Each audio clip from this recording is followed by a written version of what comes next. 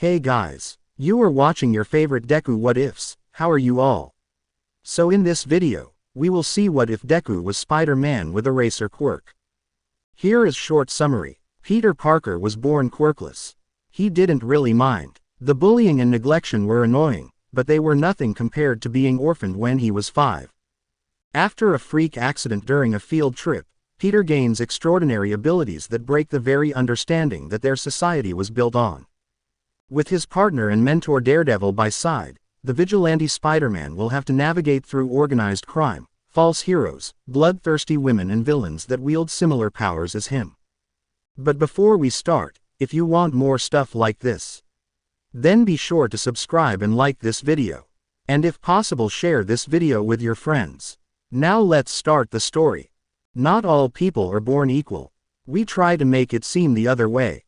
We try to teach each other that, but it isn't the case. Especially during these times. My name is Peter Parker, and I drew the short straw. I live in a world where 80% of the population has an ability known as a quirk. Quirks can range from being utterly useless, like having pink blood, to making one a god, like Thor, the thunder hero. But no matter how weak or powerful a quirk is, that alone can decide our fate. This is how people judge one another. Hero, villain or useless. All that from nothing other than quirks. I learned that the hard way when I found out I was quirkless. The quirkless make up, 98% of the useless spectrum. The cherry on top, my parents soon after died in a plane crash. That was a real punch to the gut. Fortunately for me, my father's brother, my Uncle Ben, and his wife, my Aunt May, were more than happy to take me in. Only bad news, they lived in Japan, I live in New York. It was actually really easy for me to adapt to my new life. I learned Japanese rather quickly, and my aunt and uncle's support really helped me move on from my parents' death. My aunt was kind, supportive and an excellent cook. Ben always had something wise to say or helpful advice to offer. I don't know where I would be without them. Uncle Ben taught me so much. He got me into science, which I excelled at. He also taught me just how pointless quirks are, and how corrupt our society was for believing so. It is illegal for someone to use their quirk in public, no matter the reason. Only pro-heroes are allowed to use their quirk in public, and to become a hero, one requires a hero license. Breaking this rule makes one a villain in the eyes of the law and society. It doesn't matter what good you do. Not very fair, I know. I wanted to spread my uncle's wisdom with the world, but no one would listen to some quirkless Joe Schmo. So I figured if I became a famous scientist, people would at least consider what I was saying. At least, that was the plan, until the spider bit me. Toga's diary. The sun was setting on the streets of Japan. Normally the streets would be nearly empty. Even though this was the case, the reason was quite different than normal. A large crowd has gathered and we're all looking at a young boy, no older than 14, as he was crouching next to and holding onto the hand of an old man, somewhere in his 50s. The man was lying on the concrete path, barely awake. There was an ever-growing red stain on his white shirt. A stain of blood from a bullet wound. Please Uncle Ben, stay with me. You can't go. May needs you. I need you. Ben places his hand on his nephew's, Peter. His voice was weak. This is it, Peter. You and May must live on without me. Tears were streaming down Peter's cheeks as he shook his head in disagreement. Remember, Peter, with great power, also comes great responsibility. With that, Ben Parker closes his eyes, for the last time. Nothing. Peter heard nothing. No heartbeat. He couldn't feel a pulse either. This was it. Peter couldn't believe it. His Uncle Ben was dead. Even though Peter couldn't hear his uncle's heartbeat, his newly enhanced senses picked up something else. We've located the shooter. He's driving the victim's car. He is heading towards the construction site at 24th Street. Peter Parker ran into an empty alley. He unzipped his blue jacket to reveal a red shirt with a large black spider on the center that was drawn with a marker. As he ran, Peter pulled a red ski mask from his pocket and put it on. He then put a pair of black goggles over it. He then pulled up the hood of his jacket. He fired a string of web at a nearby building and pulled himself into the air.